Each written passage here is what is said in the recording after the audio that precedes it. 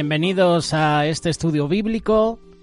Continuamos con la segunda carta de Segunda de Tesalonicenses. Llegamos al capítulo 2. Recibe el siguiente título: Manifestación del hombre de pecado. Y leyendo algunos versículos de este capítulo, yo pienso que está hablando del anticristo. Pero con respecto a la venida de nuestro Señor Jesucristo y nuestra reunión con Él, os rogamos, hermanos, que no os dejéis mover fácilmente de vuestro modo de pensar, ni os conturbéis ni por espíritu, ni por palabra, ni por carta como si fuera nuestra, en el sentido de que el día del Señor está cerca. Nadie os engañe en ninguna manera, porque no vendrá sin que antes venga la apostasía y se manifieste el hombre de pecado, el hijo de perdición, el cual se opone y se levanta contra todo lo que se llama a Dios o es objeto de culto, tanto que se sienta en el templo de Dios, haciéndose Dios y haciéndose pasar por Dios. Claramente está hablando del anticristo. Pablo se refirió a la manifestación del hombre de pecado, el hijo de perdición, el anticristo, en su segunda carta que estamos leyendo a los tesalonicenses, en cuanto a que dicha manifestación era una de las cosas, aunque no la única, que debía ocurrir para que venga nuestro Señor Jesús.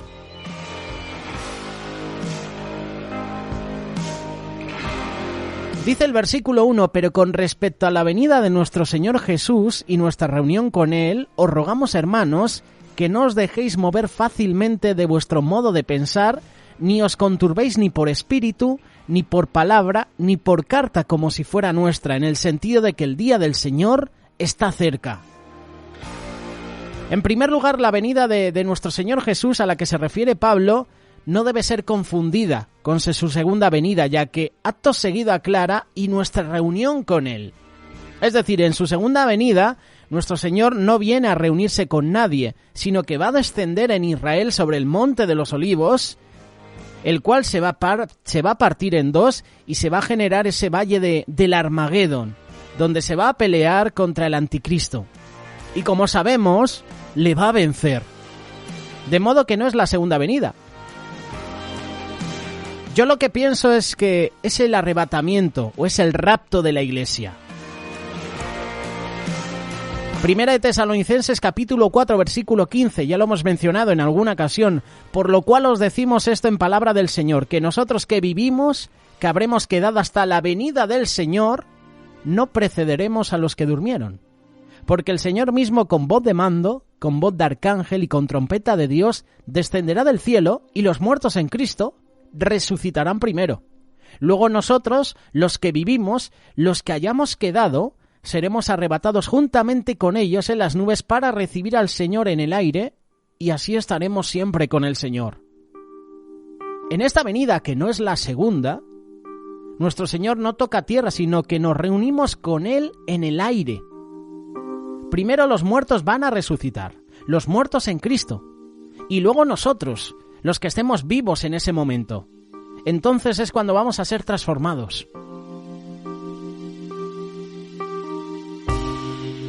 Pablo dice que no nos dejemos engañar en cuanto a que está cercana la venida de nuestro Señor y nuestra reunión con Él, ni siquiera por carta como si fuera nuestra, dando a entender que probablemente en algún momento los tesalonicenses recibieron alguna carta firmada por Pablo que en realidad no era Pablo. Por eso Pablo dice: no se dejen engañar, porque el Señor no vendrá. No va a venir hasta que pasen dos cosas: venga la apostasía y se manifieste el hombre de pecado, el hijo de perdición, el anticristo. La apostasía es el abandono de la fe en el Evangelio de nuestro Señor Jesús. Los inconversos, los incrédulos, no pueden ser apóstatas, ya que nunca abrazaron ni la fe ni el Evangelio. Los apóstatas, en cambio, son los que, habiendo sido iluminados por el Evangelio, luego reniegan de él. ¿Tú cómo puedes renegar del Evangelio?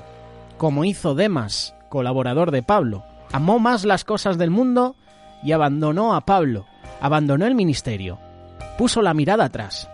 ¿Tú cómo puedes renegar tu fe? ¿Cómo puedes renegar el Evangelio? Pues cuando estés a filo de espada. Esa va a ser una prueba. Cuando te digan reniega tu fe, o aquí mismo vas a morir.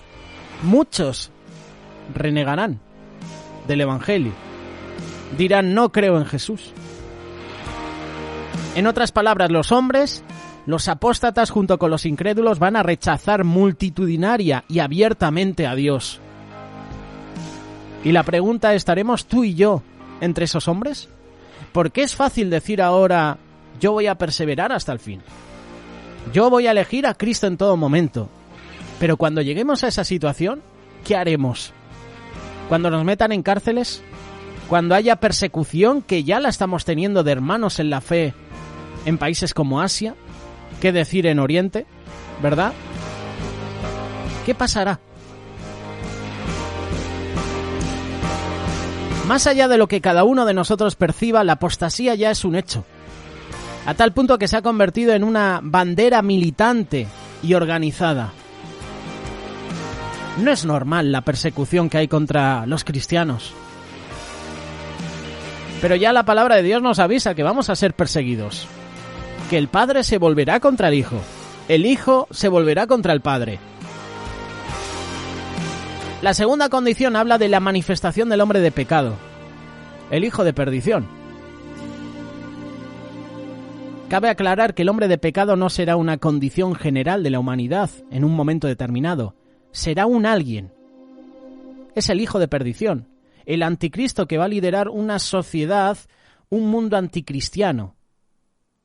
Pablo habla de manifestación y no habla de gobierno. Basta con que se manifieste. Y respecto a este hombre de pecado, este hijo de perdición, Pablo continúa diciendo, capítulo 2, 2 de Tesalonicenses, versículo 4, el cual se opone y se levanta contra todo lo que se llama Dios o es objeto de culto, tanto que se sienta en el templo de Dios como Dios haciéndose pasar por Dios. Yo cuando he leído todo lo que se llama Dios o es objeto de culto, he pensado en todas las religiones, que solo va a querer el anticristo que se le adore a él, que el Islam, que el budismo, que todas las religiones van a ceder ante el anticristo, que el anticristo solo va a querer que se le adore a él. Pablo dice que este hijo de perdición se opondrá contra todo lo que tenga que ver con Dios y también contra todo lo que sea objeto de culto, es decir, cualquier otra religión, por la sencilla razón que pretenderá ser adorado como Dios. Le molestarán en definitiva todas las religiones porque todas atentarán contra esta pretensión que él tiene. ¿Se opondrán? Pablo continúa diciendo, versículo 5, ¿no os acordáis que cuando yo estaba todavía con vosotros os decía esto? Y ahora vosotros sabéis lo que le detiene, a fin de que a su debido tiempo se manifieste. Esto significa que Pablo ya había hablado personalmente con los tesalonicenses sobre este hijo de perdición.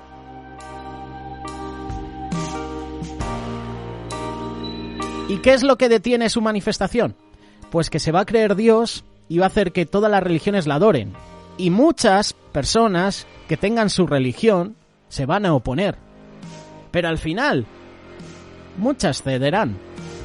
Versículo 7. Porque ya está en acción el misterio de la iniquidad, solo que hay alguien en el presente que lo detiene, hasta que él, a su vez, sea quitado de en medio. Y entonces se manifestará aquel inicuo, a quien el Señor matará con el espíritu de su boca y destruirá con el resplandor de su venida. Pablo está mencionando el misterio de la iniquidad y yo de esto estoy muy perdido, así que he decidido informarme por internet viendo estudios sobre este misterio de la iniquidad, que en los días de Pablo ya estaba en acción. El misterio de la iniquidad es el ejercicio sin duda alguna por Satanás y se opone al misterio de la piedad, que tiene que ver con Dios. ¿Qué es lo que describe Pablo en Primera de Timoteo? Capítulo 3, verso 16. Indiscutiblemente grande es el misterio de la piedad. Dios fue manifestado en carne, justificado en el Espíritu, visto de los ángeles, predicado a los gentiles, creído en el mundo, recibido arriba en gloria. Pablo dice, ya está en acción el misterio de la iniquidad, solo que hay quien al presente lo detiene, hasta que él a su vez sea quitado de en medio. En primer lugar tenemos a alguien, tenemos a un quién que está deteniendo algo o está deteniendo a alguien. ¿Y qué es lo que está siendo detenido? Lo que está siendo detenido no es el misterio de la iniquidad, que es lo que Pablo está mencionando en primer lugar. El propio Pablo dice que ya en esos días estaba en acción. Es decir, no puede estar en acción algo que al mismo tiempo está siendo detenido. Lo que está siendo detenido o detenida es la manifestación del hijo de perdición. Y ya tenemos lo que está siendo detenido. El tema es ¿hasta cuándo? Pablo dice hasta que él a su vez sea quitado de en medio. Y aquí tenemos a ese alguien, porque claramente es un alguien, que está deteniendo la manifestación del hijo de perdición del inicuo. Es un tema muy complicado.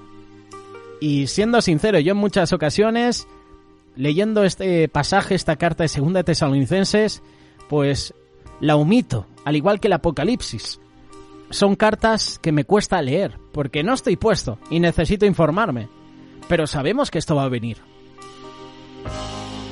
Entonces, cuando se ha quitado de en medio ese alguien que detiene la manifestación del hijo de perdición, se manifestará este último, también llamado inicuo, y que sabemos que es el anticristo porque dice a quien el Señor matará con el espíritu de su boca, destruirá con el resplandor de su venida. Esta sí es la segunda venida de nuestro Señor Jesús. Pero ¿quién es ese alguien que está deteniendo la manifestación del hijo de perdición y que en algún momento va a ser quitado de en medio? Algunos afirman que es la Iglesia de Cristo. ¿Quién es ese alguien? No puede ser la Iglesia lo que detiene la manifestación del inicuo, ya que anteriormente Pablo, y hemos dicho que una de las condiciones que debían cumplirse para la venida de nuestro Señor Jesús y de nuestra reunión con Él era la manifestación del hombre de pecado, de modo que la Iglesia lo verá manifestarse.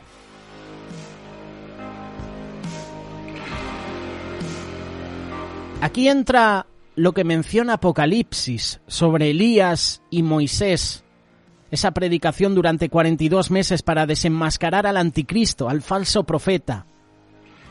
De modo que el Espíritu de Dios siempre estará presente. El Espíritu Santo tiene que morar en nuestra vida para que nos dé la fuerza y la valentía para no renegar nuestra fe en Dios, para permanecer firmes hasta el final.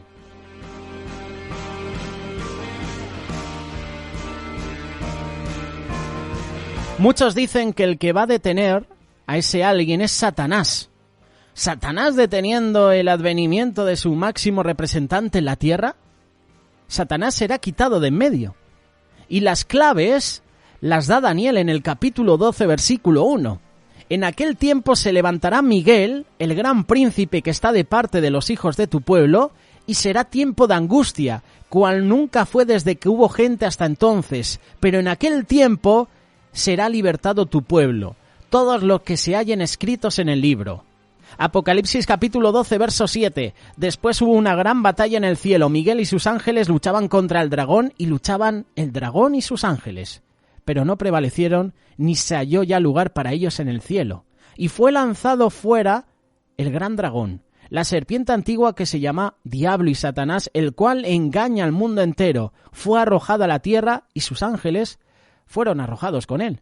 Entonces oí una gran voz en el cielo que decía: ahora ha venido la salvación, el poder y el reino de nuestro Dios y la autoridad de su Cristo, porque ha sido lanzado fuera el acusador de nuestros hermanos, el que le acusaba delante de nuestro Dios día y noche. Y ellos le han vencido por medio de la sangre del Cordero y de la palabra del testimonio de ellos, y menospreciaron sus vidas hasta la muerte. Por lo cual alegraos, cielos, y los que moráis en ellos. Ay de los moradores de la tierra y del mar, porque el diablo ha descendido a vosotros con gran ira, sabiendo que tiene poco tiempo. Es Satanás el que está ejerciendo el misterio de la iniquidad, acusando delante de Dios mismo a nuestros hermanos en el cielo, día y noche, y cada día a nosotros nos acusa, nos recuerda nuestro pasado, nos dice: pero si tú has sido un pecador, si tú eres un pecador, el Señor no te va a perdonar. A eso ha venido Satanás, a acusarnos. Satanás sabe que a los que no creen en Dios ya los tiene como siervos. Va a ir a por ti y a mí. Quiere meterse en la iglesia, en la congregación, para que nosotros reneguemos nuestra fe en Dios. A Satanás le interesamos tú y yo, los que conocemos a Cristo, los seguidores del camino, los discípulos de Cristo. Satanás sabe que no va a ir a por un drogadicto, a por un alcohólico, a un violador o un asesino. Ya sabe que lo tiene.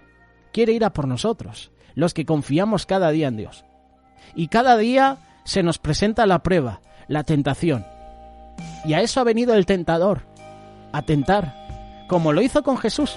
Si le hizo a Jesús eso, ¿cuánto más a nosotros, que cada día necesitamos morir a nosotros mismos?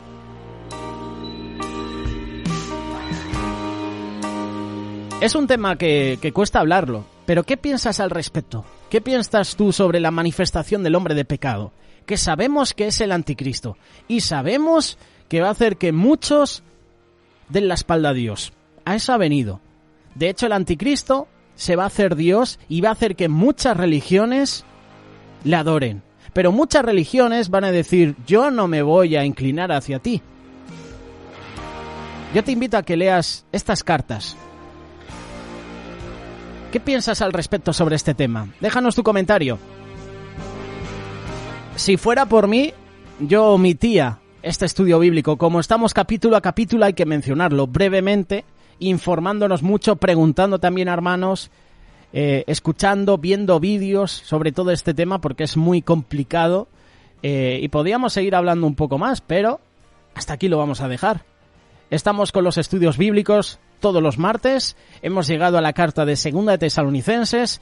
La semana pasada mencionábamos el capítulo 1, que habla sobre Dios, que juzgará a los pecadores en la venida de Cristo, y este capítulo 2 habla sobre la manifestación del hombre de pecado, hablando claramente del anticristo.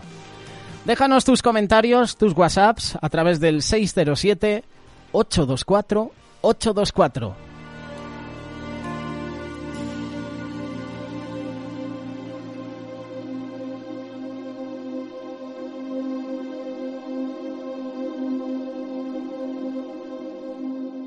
Radio Solidaria, una radio comprometida.